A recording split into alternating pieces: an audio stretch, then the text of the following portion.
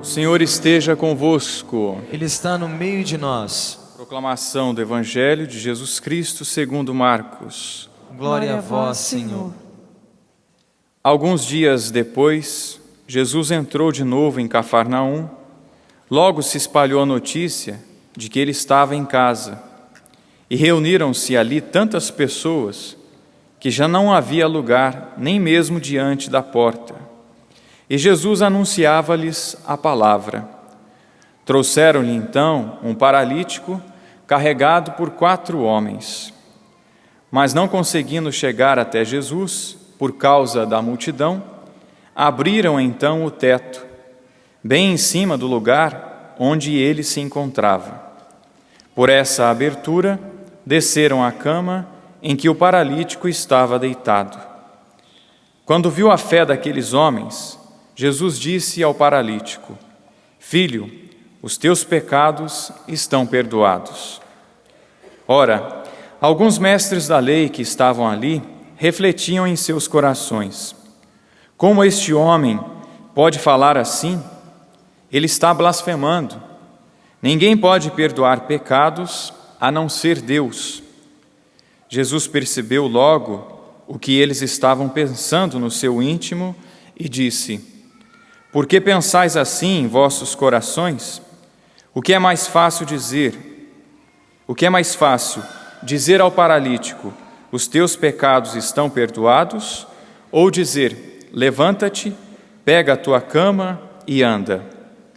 Pois bem, para que saibais que o Filho do Homem tem na terra poder de perdoar pecados, disse ao paralítico: Eu te ordeno, levanta-te, pega a tua cama e vai para casa. O paralítico então se levantou e, carregando a sua cama, saiu diante de todos. E ficaram todos admirados e louvavam a Deus, dizendo: Nunca vimos coisa assim. Palavra da salvação. Glória a vós, Senhor.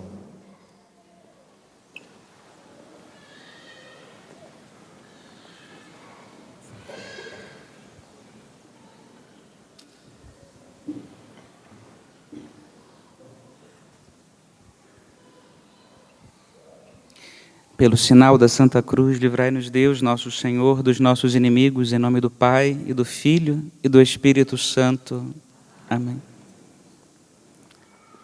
Queridos irmãos sacerdotes, com quem compartilhamos o único sacerdócio de nosso Senhor Jesus Cristo, queridos seminaristas, nossos futuros sacerdotes, queridos religiosos, irmãos e irmãs, enxertados na igreja pelo batismo de nosso Senhor. Como é bom estar diante do altar. Como é bom alimentar a nossa alma com essas palavras de vida eterna. Palavras com as quais nunca podemos nos acostumar. Que grande risco nós corremos de nos acostumarmos com as coisas mais sublimes, como é a Eucaristia, como é a escuta da palavra de Deus, e banalizar algo tão extraordinário como são essas duas realidades que o Senhor deixou-nos aqui na terra para unir-nos ao céu. Vamos pedir que o Espírito Santo, a quem clamávamos no início desta Santa Missa, nos conduza agora, para que possamos mergulhar com maior profundidade no mistério das palavras que nós acabamos de escutar.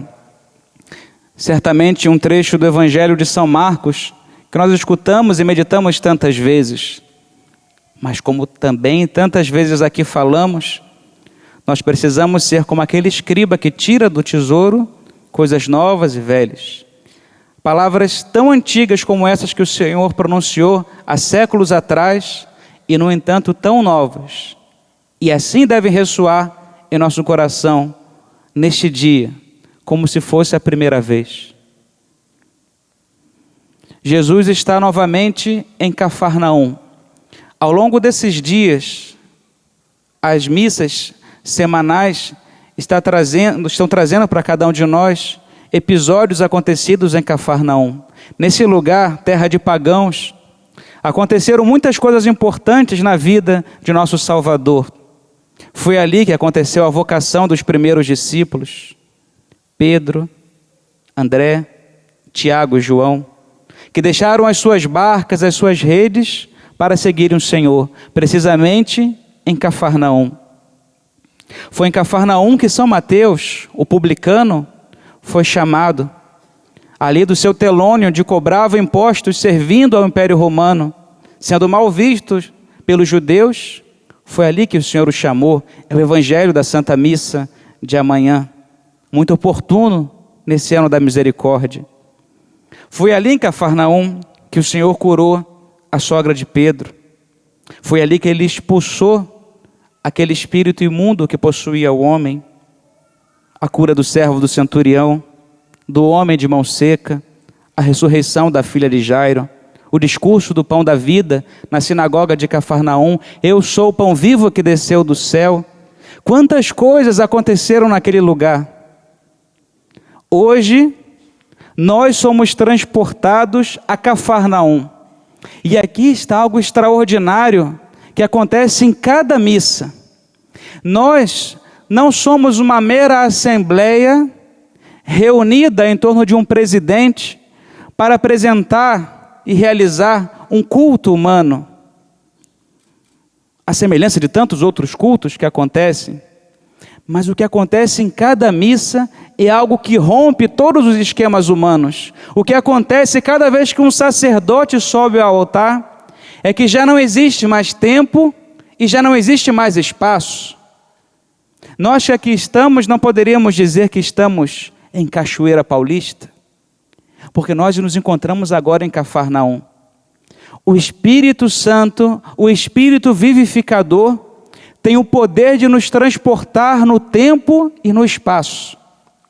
Nós, hoje, podemos dizer, estamos inseridos em Cafarnaum, naquela terra que contemplou todos esses milagres de nosso Senhor, e certamente hoje aqui, o Senhor quer realizar maravilhas em meio a nós, porque a mão de Deus não está mudada.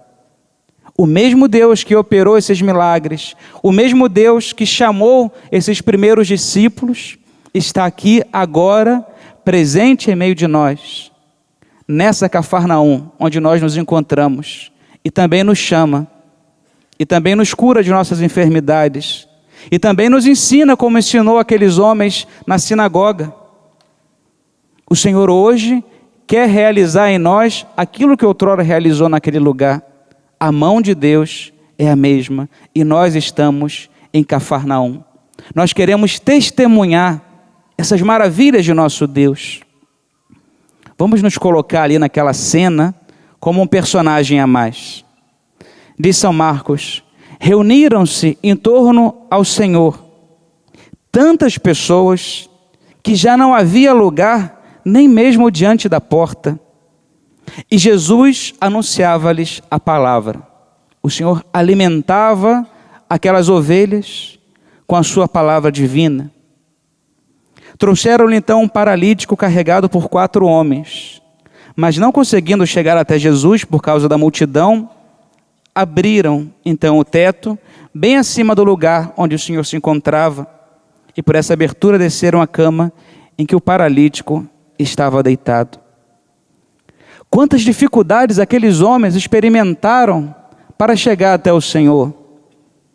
Tinham ânsia por levar o seu amigo. Como esse amigo era amado pelos seus amigos.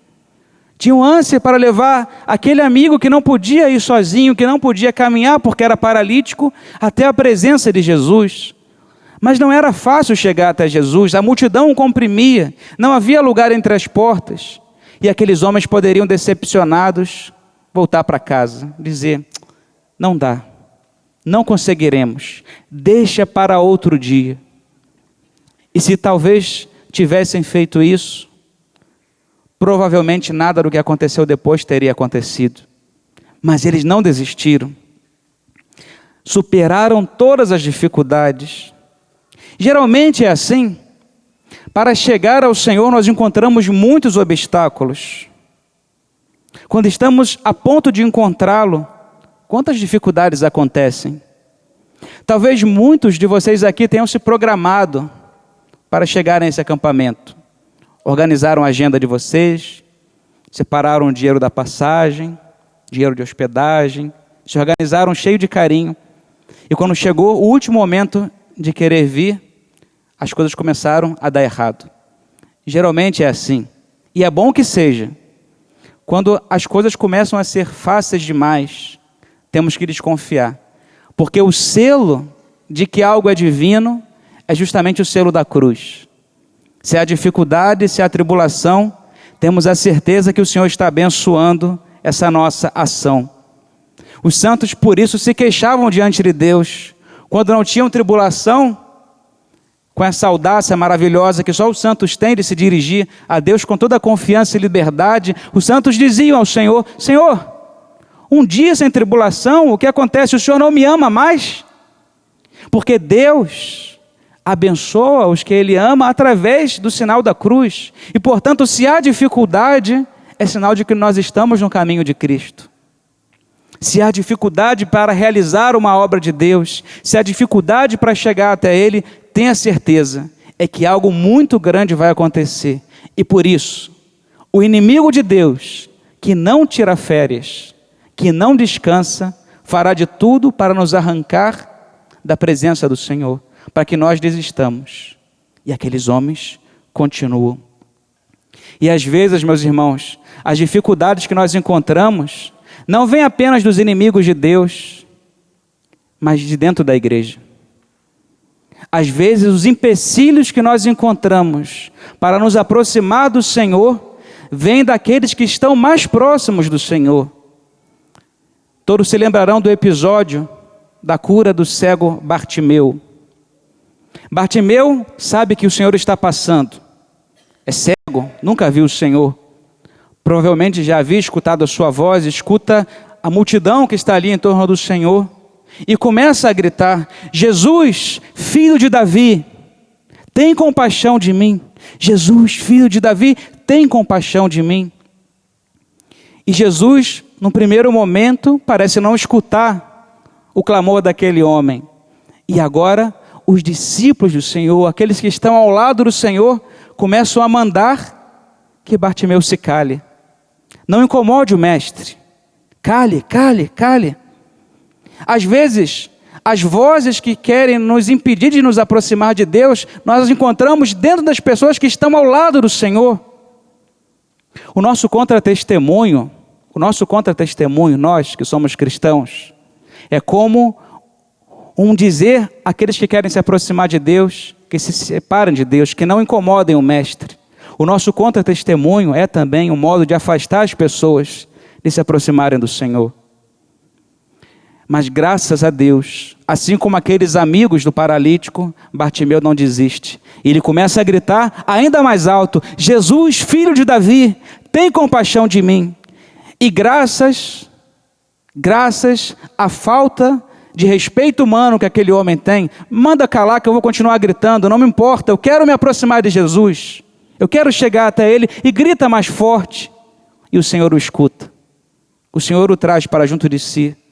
E o Senhor faz com que ele recobre a visão. Nós não podemos deixar nos desanimar quando essas vozes querem calar a nossa oração.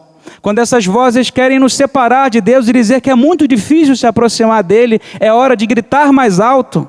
Como diz o profeta, clama, ne cesses, clama com força, não cesse de clamar. Não deixe que o contra-testemunho dos homens de Deus te afastem da igreja, te afastem de Cristo. Clama mais alto, pede mais alto, não desista de se aproximar do Senhor, que nada nos impeça de nos aproximar dEle.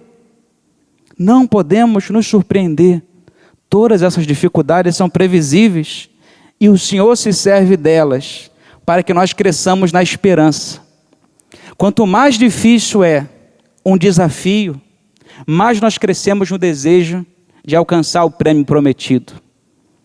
Quanto mais árduo é a dificuldade que nós temos que superar, que passar, mais cresce o nosso desejo de chegar até o final, mais aumenta a nossa esperança, mais dilata-se o nosso coração para que nós experimentemos bens ainda maiores do que aqueles que nós desejaríamos receber do Senhor.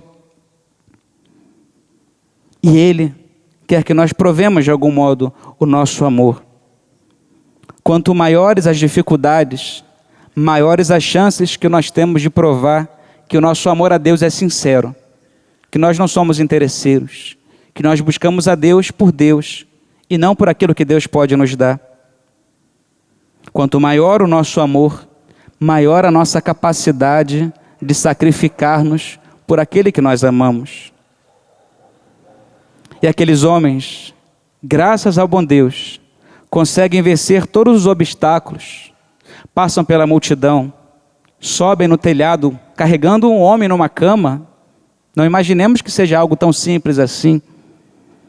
E fazem essa audácia de começar a arrancar os telhados da casa para descer o seu amigo. Como contrasta a fé daqueles amigos do paralítico com a nossa falta de fé. Nós desistimos tão facilmente quando as dificuldades chegam até nós. Existe um livro, e valeria a pena ler quem não leu, existe em português esse livro, chamado Santos, Pedras de Escândalo. E há um capítulo desse livro que fala das contradições que os santos experimentaram dentro da própria igreja. Quando queriam secundar o desejo de Deus, realizar o desejo de Deus, para impulsionar um novo carisma na igreja, para fundar uma nova realidade na igreja suscitada pelo próprio Deus, esses homens encontraram dentro da própria igreja muita resistência. E aí esse livro, nesse capítulo específico, trata de vários exemplos de santos que passaram por dificuldades, não por parte dos inimigos de Deus, mas por parte daqueles que são amigos ou deveriam ser amigos do Senhor. E o que sempre nos impressiona é que eles não desistem. Eles não desistem. E graças ao bom Deus nós temos hoje tantas fundações maravilhosas, porque esses homens e mulheres não desistiram. Assim como os amigos daquele paralítico. E nós, quantas vezes nós desistimos quando se levantam as primeiras dificuldades? Os amigos desistem dos seus amigos. Em vez de tentar recuperar uma amizade, às vezes joga-se fora uma amizade de anos, por um problema tão pequeno que aconteceu. O que falar das vocações? Quantos sacerdotes abandonam a sua vocação divina? Quantos casais abandonam a sua vocação extraordinariamente divina de representar verdadeiramente na terra o amor de Cristo por sua igreja através do seu matrimônio? Começam as dificuldades e eles vão pelo caminho mais fácil, pelo menos aparentemente, que é o de abandonar tudo e começar tudo de novo. Quando o Senhor nos ensina que é necessário perseverar no caminho único que Ele nos chamou, contra todos os obstáculos, porque a sua graça não nos falta, não podemos desistir, perseverar. Ninguém está perdido, o Senhor não desiste de cada um de nós, nem sequer nós devemos desistir de nós mesmos. É verdade, às vezes nós nos cansamos de nós mesmos, o mesmo pecado, uma e outra vez, repetindo no mesmo erro. Quando vier a tentação de desanimar diante das nossas limitações, pensemos em Deus, que não desiste de nós. Para Deus ninguém está perdido, ninguém. E Ele vai até as últimas consequências, como os amigos do paralítico, para salvar o seu amigo. Quando viu a fé daqueles homens de São Marcos, Jesus disse ao paralítico: filho, os teus pecados estão perdoados. Precisamos carregar para Deus aqueles nossos amigos que não podem caminhar por si mesmos. Vejam, há um detalhe aqui que pode passar desapercebido aos nossos olhos. Por que o Senhor diz ao paralítico: teus pecados estão perdoados? Qual é a razão? O que diz São Marcos? Vendo a fé de quem? Do paralítico? Não. Vendo a fé daqueles homens, dos amigos do paralítico, o Senhor cura os pecados do paralítico. Como era a fé do paralítico? Ele tinha muita fé, não tinha fé? Era um ateu? Era um judeu? Era um pagão? Como era aquele paralítico? Nós não sabemos. Sabemos que os amigos dele tinham fé. E pela fé dos amigos, o Senhor cura o paralítico. Vejam, a fé de algumas pessoas salva outra pessoa. Assim também o Senhor quer servir-se de cada um de nós.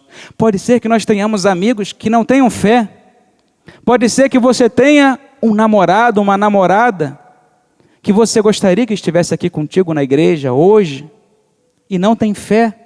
Não receberam a dom da fé, ou não quiseram ainda abraçar essa fé sobrenatural. Pode ser. Pode ser que você seja um pai ou uma mãe, que tem um filho, que abandonou a fé.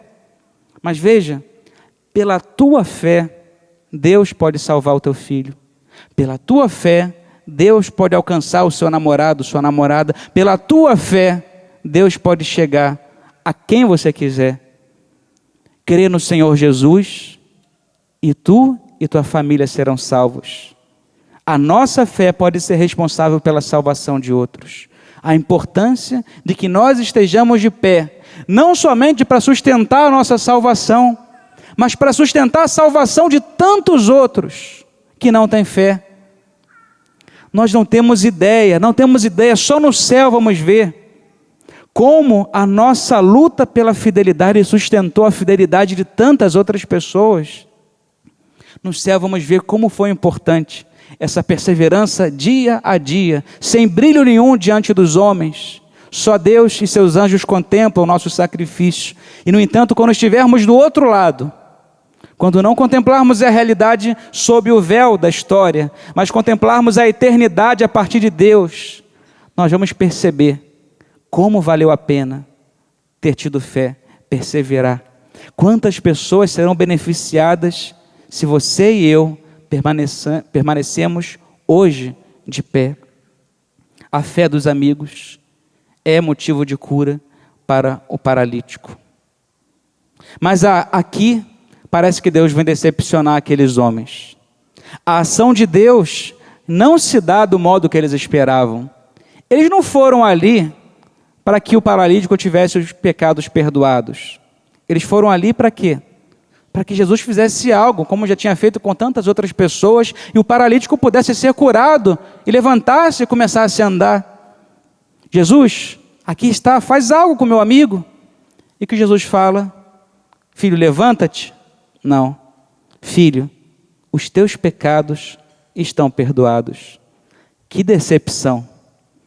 Viemos pedir uma coisa para o Senhor, e Ele nos dá outra que nós não esperávamos.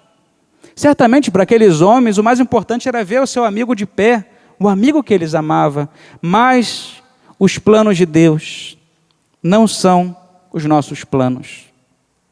Quantas pessoas abandonam a Deus porque se sentem frustradas, decepcionadas por Deus, porque Deus não realiza aquilo que nós queremos. Quantas pessoas você conhece, talvez até você tenha entrado nessa crise de fé, de querer abandonar a Deus, de querer abandonar a fé, porque Deus não realizou aquilo que você desejava. Senhor, eu te pedi tanto pela cura dessa pessoa e o Senhor a levou. Por quê, Senhor? Por quê? Senhor, eu te pedi tanto que isso acontecesse e nada. Por quê, Senhor?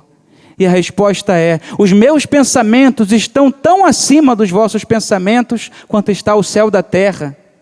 Os pensamentos de Deus não cabem na nossa limitada mente.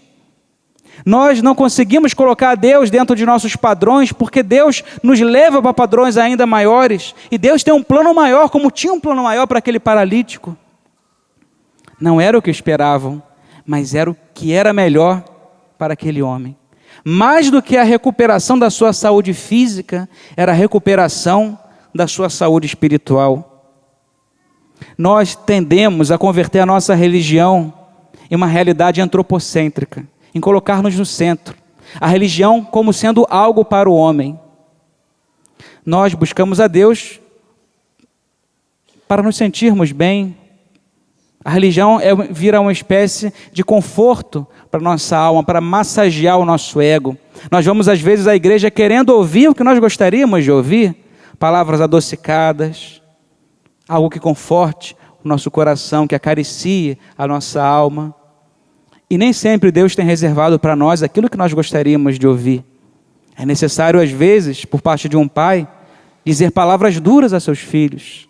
É necessário, às vezes, que Deus rompa com os nossos esquemas tão pobres e tão limitados. E de nós, essa capacidade para deixar Deus nos levar onde Ele quer. Senhor, rompa os meus esquemas.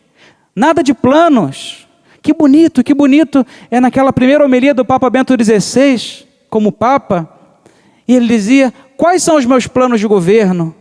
Os meus planos é não fazer minha vontade. Quais são os teus planos para esse ano que começa agora, 2016? O meu plano vai ser o plano de sempre, de todos os anos. Querer o que Deus quer, abrir-me à realidade que Deus deseja de mim. O meu plano é não ter planos. O meu plano é sonhar o querer de Deus. E o Senhor aqui nos ensina algo fundamental. Ele cura a alma do homem, do paralítico, para depois curar o seu corpo. Em primeiro lugar, como quem diz, diante daqueles que falam, mas só Deus pode dizer que teus pecados estão perdoados. Esse homem está blasfemando, começam a dizer os fariseus em seu coração. Ninguém pode dizer seus pecados estão perdoados. Só Deus pode dizer isso.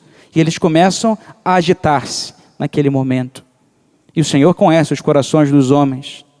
E o Senhor, para dizer, olha, vocês acham que eu estou blasfemando então? Então, para que vocês entendam que o Filho do Homem tem poder de perdoar pecados, disse ao paralítico, levanta, toma a tua cama e anda. Ou seja, aquele que pode perdoar pecado, aquele que pode unir novamente uma alma que perdeu o elo com o céu, aquele que liga o céu à terra em nossa alma, pode muito bem fazer um paralítico andar. Como quem diz, olha, isso para mim não é nada, filho, levanta, toma a tua cama e anda. Isso aqui, eu sou Deus, eu faço o que eu quiser, eu sou todo poderoso. Deus pode tudo. Deus poderia acabar com os nossos problemas com uma palavra. Deus poderia organizar toda a nossa vida, tirar de nosso meio aquela pessoa que nos calunia, que nos persegue, romper todas as desavenças que há na vida do casal. Deus pode tudo isso, mas se Deus permite é porque Ele tem um plano maior. Deus não é um Deus cruel. Se Deus não cura aquele paralítico no primeiro momento, é que Ele sabe que é necessário ensinar para ele, para os amigos, para os fariseus e para todas as gerações que virão ao longo dos séculos, como nós estamos aprendendo agora, que devemos dar primazia à nossa vida espiritual. Muito mais do que a saúde de nosso corpo, o mais importante é a saúde da nossa alma. Aqui está em jogo algo fundamental, a prioridade que nós devemos dar à vida segundo o Espírito. O corpo passa, a matéria fenece, mas só o nosso Espírito persistirá para sempre. Já pensaram nisso? Todos nós que nascemos somos imortais. O nosso corpo perecerá, mas você vai viver para sempre, para sempre, para sempre. Nós não morreremos jamais. Já pensaram nisso? Você vai existir para todo sempre. Você não tem fim. O teu corpo tem fim, mas você não tem fim. E por isso é necessário preocupar-se com essa realidade que ninguém vai destruir, a não ser que nós queiramos destruir pelo pecado. Nós precisamos cuidar da nossa alma acima de todas as coisas. Aqui o Senhor está indicando a sua missão. Jesus não é o curandeiro. Não é o curandeiro que veio acabar com todos os males desse mundo. Jesus não é o Messias libertador político que veio trazer à terra a igualdade social entre os homens.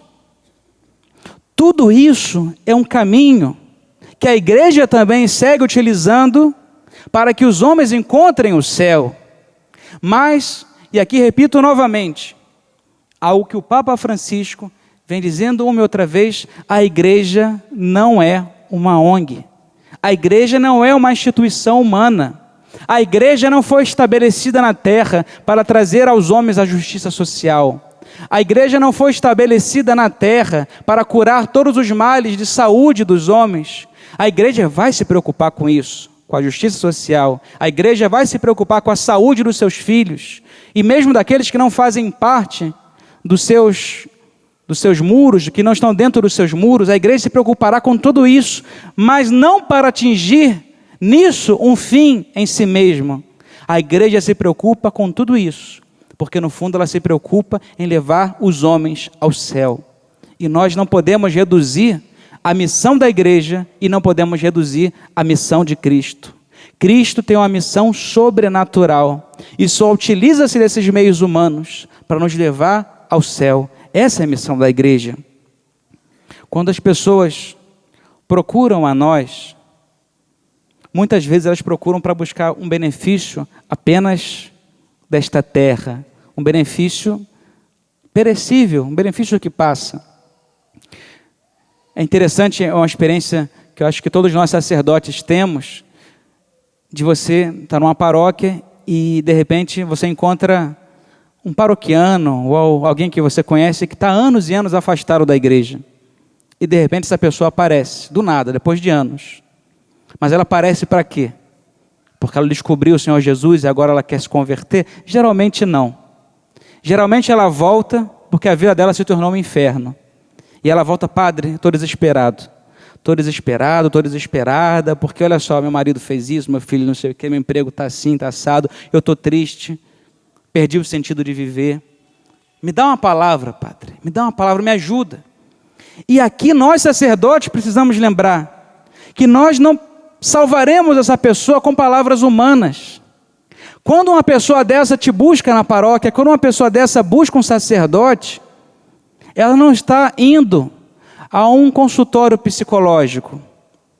Ela não está ouvindo, não está buscando que o padre dê a ela palavras adocicadas para que ela volte feliz para casa. Não, que o padre consolou meu coração, eu vou voltar para casa com a mesma vida que eu tinha antes. Não!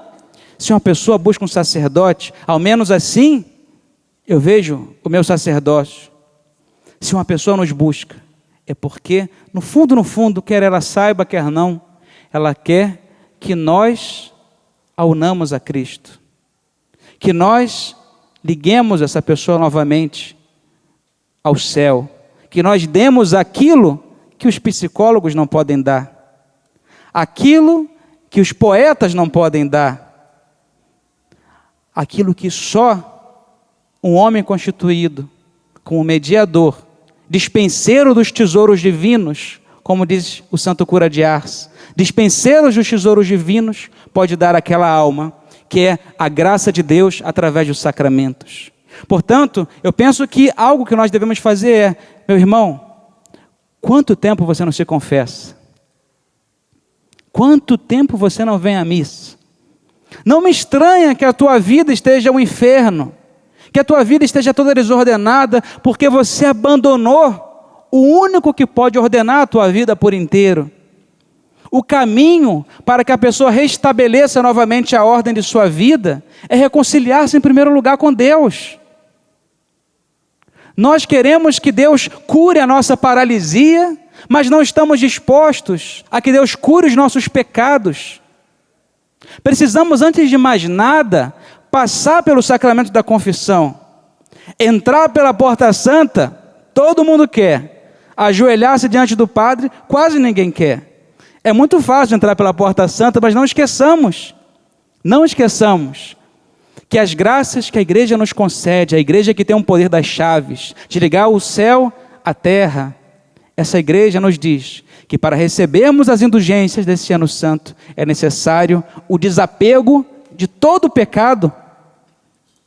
Eu quero a porta santa, mas isso de ajoelhar diante do padre já é demais para mim. Não adianta nada. Tudo viraria um ritualismo, vazio, pobre. É necessário antes a reconciliação com Deus, é necessário antes eu reconhecer: Pai, pequei contra o céu e contra ti, minha vida está toda torta, eu estou comendo farelo de porcos, porque eu abandonei a tua casa. Volta sim para a igreja, volta sim, procura o teu sacerdote, mas não para que ele te dê uma palavra bonita, para que ele te dê, senão, o perdão dos pecados. Chega na igreja com a contrição daquele filho: Pai, pequei contra o céu e contra ti, dá-me o vosso perdão. E olha, uma festa no céu. Uma festa no céu. Cada vez que a gente se confessa, os anjos se alegram, Deus se alegra, um banquete novamente é realizado. E é isso que a igreja pode dar aos seus filhos.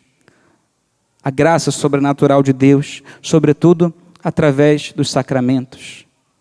Meus irmãos, eu gostaria que nós saíssemos hoje dessa missa renovados com essa consciência. A prioridade que nós devemos dar à nossa vida sobrenatural. O teu corpo passa, as pessoas passam. Nós, daqui a alguns anos, vamos olhar para os problemas que nós passamos hoje e vamos ver como era pequeno aquilo. Hoje, tudo isso que te parece grande demais, esses problemas que te atormentam, que roubam a paz de tua alma, parecem grandes demais. Espera, vão passar os anos e a gente vai olhar para trás e vai ver que eram problemas ridículos diante da grandeza de Deus. Não nos inquietemos com isso. É tudo muito relativo, tudo passa. A grandeza desses acontecimentos será reduzida quando nós olharmos lá da frente para o nosso passado. Quantas inquietações seriam poupadas. Nós não perderíamos a paz de nossa alma. Nós só precisamos de uma coisa: estar em Deus. Marta, Marta, por muitas coisas te inquietas, porém, uma só coisa é necessária. O que é necessário? Estar aos pés do Mestre, reconciliar-nos com Ele, ter a nossa alma novamente em graça, viver essa ordem do amor que dizia Santo Agostinho, colocar a Deus como centro da nossa vida, do nosso coração, e todo o resto ficará ordenado. Que palavras fortes! Buscar em primeiro lugar o reino dos céus e a sua justiça, e todo o demais vos será dado por acréscimo. Busque a Deus, e de tabela tudo se resolve. Os nossos problemas não desaparecerão, mas olharemos para eles como eles são de verdade, nada, poeira diante de Deus. Pensem, por exemplo, nas tempestades acalmadas. Aqueles pescadores, discípulos do Senhor, desesperados diante das ondas, dos ventos, terríveis: vamos morrer, Senhor, acorda que perecemos. E Jesus chega, dormindo no travesseiro, levanta, e com uma palavra, tudo se acalma. Esses problemas, esses ventos, essas ondas que querem afundar o nosso barco, não são nada diante do poder de Deus. Que pouca fé nós temos. Que o Senhor nos conceda essa graça de buscarmos a Ele, e Ele nos basta. Ele nos basta.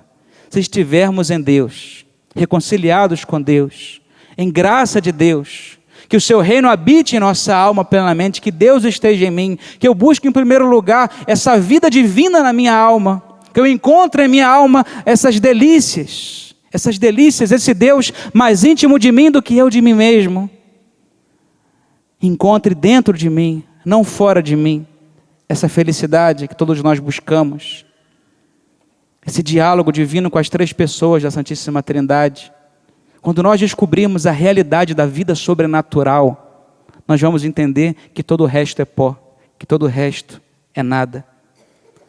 Repito uma pergunta que fiz hoje pela manhã: o que nós estamos buscando? O que nós estamos realmente procurando?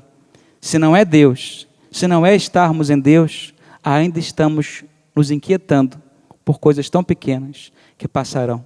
Que o Senhor nos dê essa consciência e que nada arranque isso de nós, de que só uma coisa é necessário: estar em Deus, desfrutar da sua vida divina em nossa alma em graça. E se alguma vez entrarmos na paralisia por nossos pecados, não buscar que Deus nos cure a paralisia, senão que Deus nos cure dos nossos pecados, e todo o resto nos será dado por acréscimo. Louvado seja nosso Senhor Jesus Cristo.